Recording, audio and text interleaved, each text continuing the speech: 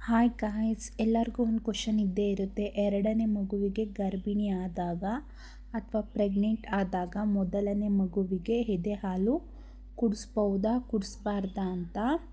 So ನಾನು ಈ ಕ್ವಶನ್ಗೆ ಆನ್ಸರ್ ಮಾಡೋಕ್ಕೆ ಬಂದಿದ್ದೀನಿ. ಸೊ ಹೇಗೆ ನನಗೆ ಗೊತ್ತು ಅಂತಂದರೆ, ಸೊ ನಾವಿರೋ ನಿಯರಲ್ಲೇ ನಮ್ಮ ಫ್ರೆಂಡ್ ಒಬ್ಬರು ಇದ್ದಾರೆ. ಅವರಿಗೆ ಸೇಮ್ ಹೀಗೆ ಆಯಿತು.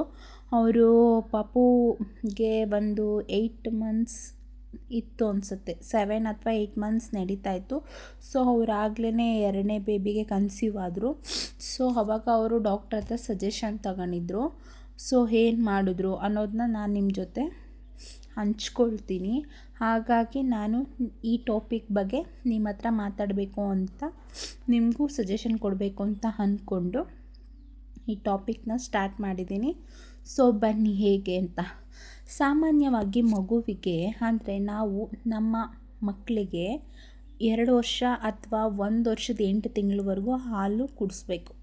ಸೊ ಡಾಕ್ಟ್ರು ಎಲ್ಲ ಸಜೆಸ್ಟ್ ಮಾಡೋದೇ 2 ವರ್ಷ ಅಥವಾ 1 ವರ್ಷ 8 ತಿಂಗಳವರೆಗೂ ಸಜೆಷನ್ ಮಾಡ್ತಾರೆ. ಬಟ್ ಆದರೆ 3 ತಿಂಗಳ ನಂತರ ನೀವು ಎರಡನೇ ಬೇಬಿಗೆ ಕನ್ಸೀವ್ ಆಗಿದ ನಂತರ 3 ತಿಂಗಳವರೆಗೂ ಹಾಲು ಕುಡಿಸ್ಬೋದು. ಅಲ್ಲಿವರೆಗೂ ನಿಮಗೆ ಟೈಮ್ ಇರುತ್ತೆ. ಸೊ 3 ತಿಂಗಳಾದಮೇಲೆ ಖಂಡಿತ ಸ್ಟಾಪ್ ಮಾಡಲೇಬೇಕು. ಅಷ್ಟರಲ್ಲಿ ಪಾಪುಗೆ ನೀವು ಸಾಲಿಡ್ ಫುಡ್ನ ಸ್ಟಾರ್ಟ್ ಮಾಡಿ ರೂಢಿ ಮಾಡಿಸಿರಬೇಕು. ಮಗು ಸಾಲಿಡ್ ಫುಡ್ನ ತಿನ್ನೋದಕ್ಕೆ ಸ್ಟಾರ್ಟ್ ಆಗಿರಬೇಕು. 3 ತಿಂಗಳು ಒಳಗಾಗಿ ನಿಮಗೆ ಟೈಮ್ ಕೊಟ್ಟಿರ್ತಾರೆ ಅಷ್ಟೇ. 3 ತಿಂಗಳು ಆದಮೇಲೆ ಹಾಲನ್ನ ಮಗುಗೆ ಕುಡಿಸ್ಬಾರ್ದು. ಸೊ ಯಾಕೆ ಕುಡಿಸ್ಬಾರ್ದು, ಏನೇನು ಪ್ರಾಬ್ಲಮ್ ಆಗುತ್ತೆ, ಇದರಿಂದ ಯೂಸ್ ಏನು ಅನ್ಯೂಸ್ ಏನು, ಏನು ಅನುಕೂಲ ಅನಾನುಕೂಲ ಎಲ್ಲದ್ರ ಬಗ್ಗೆ ನಾನು ಹೇಳ್ತಾ ಹೋಗ್ತೀನಿ. ಸೊ ನೀವು ಇವಾಗ ಒಂದು ಬೇಬಿ ಇದೆ, ಅದಕ್ಕೆ 8 ಅಥವಾ 9 ಮಂತ್ಸ್ ಅಥವಾ 1 ವರ್ಷದ ಮೇಲೆ 2 ತಿಂಗಳು 3 ತಿಂಗಳು ಈ ಥರ ಬೇಬಿ ಇರುತ್ತೆ. ಸೊ ಅದ್ರ ನಂತರ ನೀವು ಪ್ರೆಗ್ನೆಂಟ್ ಆಗಿಬಿಟ್ಟಿರ್ತೀರ. ಏನಪ್ಪ ಮಾಡೋದು, ಪ್ರೆಗ್ನೆಂಟ್ ಆಗೋದೆ, ಹಾಲು ಕುಡಿಸ್ಬೇಕಾ ಬೇಡವಾ? ನೋ ವೆರಿ, 3 ತಿಂಗಳವರೆಗೂ ಟೈಮ್ ಇದೆ. ಸೊ ಪಾಪುಗೆ ಸಾಲಿಡ್ ಫುಡ್ನ ಸ್ಟಾರ್ಟ್ ಮಾಡಿ, ಪಾಪು ಅದಕ್ಕೆ ಬೇಗ ಹೊಂದ್ಕೊಳ್ಳೋ ಥರ ಮಾಡಿ, ಆ ನಂತರ ಫೀಡಿಂಗ್ನ ಸ್ಟಾಪ್ ಮಾಡಿ. ಸೊ ನೀವು ಪ್ರೆಗ್ನೆಂಟ್ ಆಗಿದ್ದೀರಾ ಅಂದರೆ ನಿಮಗೆ ಮೊದಲ 3 ತಿಂಗಳು ಟೈಮ್ ಇರುತ್ತೆ. ಓಕೆ, ಅಲ್ಲಿವರೆಗೂ ಮಗುವಿಗೆ ಸಾಲಿಡ್ ಫುಡ್ನ ರೂಢಿ ಮಾಡಿ, ಆಮೇಲೆ ಎದೆ ಹಾಲು ಕುಡಿಸೋದನ್ನು ಸ್ಟಾಪ್ ಮಾಡಿಬಿಡಿ. ಸೊ ಗೈಸ್, ನಾನು ಯಾಕೆ ಸ್ಟಾಪ್ ಮಾಡಿ ಅಂತ ಹೇಳ್ತೀನಿ ಅಂದರೆ, ಇದರಿಂದ ಏನೇನಾಗುತ್ತೆ, ನಾವು ಅದಾದಮೇಲೂ ಕುಡಿಸ್ಬೋದು ಡಾಕ್ಟರ್ ಸಜೆಷನ್ ತೊಗೊಂಡು. ಸೊ ನಿಮಗೆ ಮೊದಲನೇ ಬೇಬಿಗೆ ಮತ್ತು ಸೆಕೆಂಡ್ನೇ ಬೇಬಿಗೆ ನೀವಿಷ್ಟು ಜನ ಸೇರಿ 3 ಜನ ಆದ್ರೆ, ನೀವು 3 ಜನಕ್ಕೂ ಪ್ರೋಟೀನ್ ಬೇಕು, ವಿಟಮಿನ್ ಬೇಕು, ಮತ್ತು ಎಲ್ಲ ಥರ ಶಕ್ತಿ ಬೇಕು. ಸೊ ನಾವು ತಿನ್ನೋ ಆಹಾರದಲ್ಲಿ ಅಷ್ಟೊಂದೆಲ್ಲ ಸಿಗೋದೂ ಇಲ್ಲ. ಸೊ ನೀವು ಒಬ್ಬರು ತೊಗೊಂಡು ಇಬ್ಬರಿಗೆ ನೀವು ಡಿವೈಡ್ ಮಾಡಬೇಕು ಅಂದರೆ ಹೇಗಾಗುತ್ತೆ ಹೇಳಿ? ಪಾಪು ಇನ್ನೂ ಒಂದು ಸಲ ಹಾಲು ಕುಡಿತಾನೇ ಇರುತ್ತೆ ತಾನೇ. ಸೊ ಹಾಗಾಗಿ 3 ತಿಂಗಳು ಒಳಗಾಗಿ ಪಾಪುಗೆ ಸಾಲಿಡ್ ಫುಡ್ನ ಸ್ಟಾರ್ಟ್ ಮಾಡಿ. ಸೊ ನೀವು ಬ್ರೆಸ್ಟ್ ಫೀಡಿಂಗ್ನ ಸ್ಟಾಪ್ ಮಾಡಿ ಅಂತ ಹೇಳ್ತಾರೆ. 3 ತಿಂಗಳವರೆಗೂ ಕುಡಿಸ್ಬೋದು, ಆಮೇಲೆ ಕುಡಿಸ್ಬಾರ್ದು ಅಂತ ಹೇಳ್ತಿದ್ದೀರಲ್ಲ. ಸೊ 3 ತಿಂಗಳವರೆಗೂ ನಮ್ಮ ಕ್ಯಾಲ್ಶಿಯಮ್ಮು ವಿಟಮಿನ್ ಎಲ್ಲ ಬೇಡವಾ ಅಂದರೆ ಖಂಡಿತ ಬೇಕು. ಡಾಕ್ಟ್ರ್ ಹತ್ರ ಸಜೆಷನ್ ತೊಗೊಳ್ಳಿ.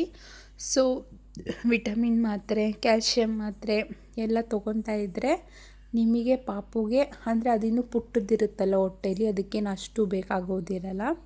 ಸೊ ಹಾಗಾಗಿ 3 ತಿಂಗಳ ಮೇಲೆ ಗ್ರೋತ್ ಆಗೋಕ್ಕೆ ಬೇಬಿ ಸ್ಟಾರ್ಟ್ ಆಗುತ್ತೆ. ಸೊ ಆವಾಗ ಖಂಡಿತ ಸಾಲೋದಿಲ್ಲ, ನೀವು ತುಂಬ ಸುಸ್ತಾಗ್ಬಿಡ್ತೀರಾ. ಸೊ ಬ್ಲಡ್ ಪ್ರೆಷರ್ ಎಲ್ಲ ಆಗೋಗ್ಬಿಡುತ್ತೆ. ಸೊ ಹಾಗಾಗಿ ನೀವು ಸ್ಟಾಪ್ ಮಾಡಿ ಬೇಬಿಗೆ.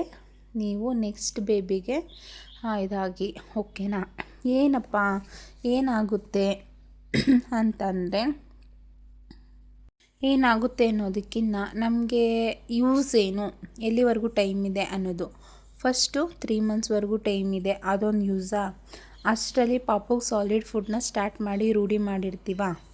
ಸೊ ನಾರ್ಮಲ್ ಫುಡ್ಡು ಸಾಕಾಗಲ್ಲ, ಅದಕ್ಕೋಸ್ಕರ ಟ್ಯಾಬ್ಲೆಟು, ವಿಟಮಿನು, ಹೆಚ್ಚಾಗಿ ಮಾಂಸ, ತರಕಾರಿ ಇದೆಲ್ಲ ತಿನ್ಬೋದಾ?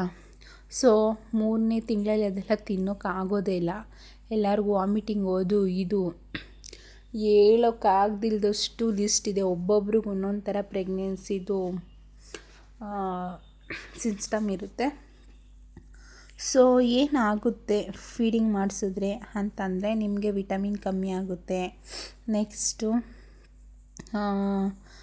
2ನೇ ಮಗುಗೆ ಅಷ್ಟು ಹಾಲು ಬರಲ್ಲ ಅಂತ ಹೇಳ್ತಾರೆ. ಸೊ ಬರುತ್ತೆ ಅನ್ನೋದು ನಿಮ್ಮ ಮೇಲೆ ಡಿಪೆಂಡ್. ನೀವು ಯಾವ ಫುಡ್ ತೊಗೊತೀರ ಅದ್ರ ಮೇಲೆ ಡಿಪೆಂಡ್.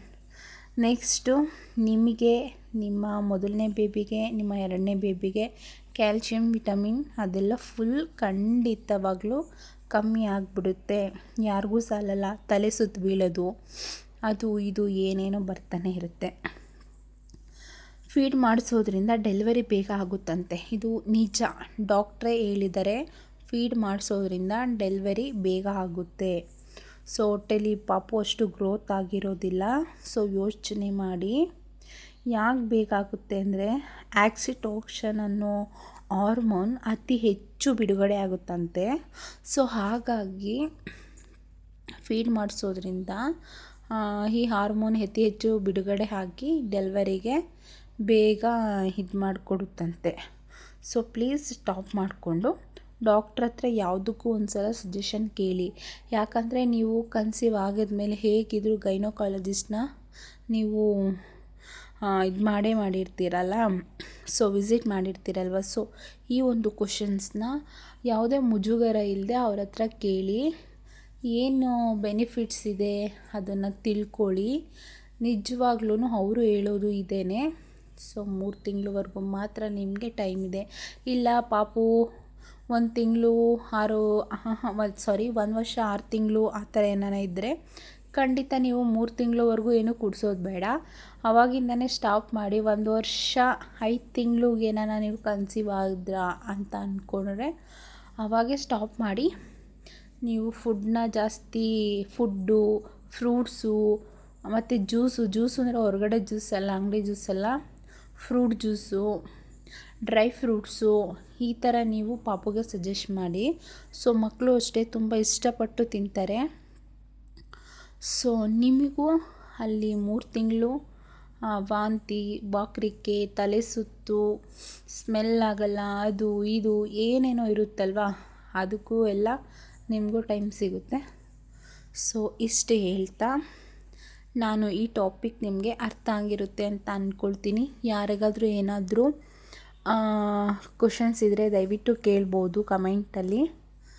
ಇಷ್ಟು ಹೇಳ್ತಾ ನಾನು ಈ ಟಾಪಿಕ್ನ ಇಲ್ಲೇ ಸ್ಟಾಪ್ ಮಾಡ್ತಾಯಿದ್ದೀನಿ. Thank you for watching this video.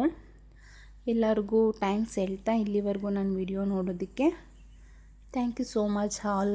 Bye bye.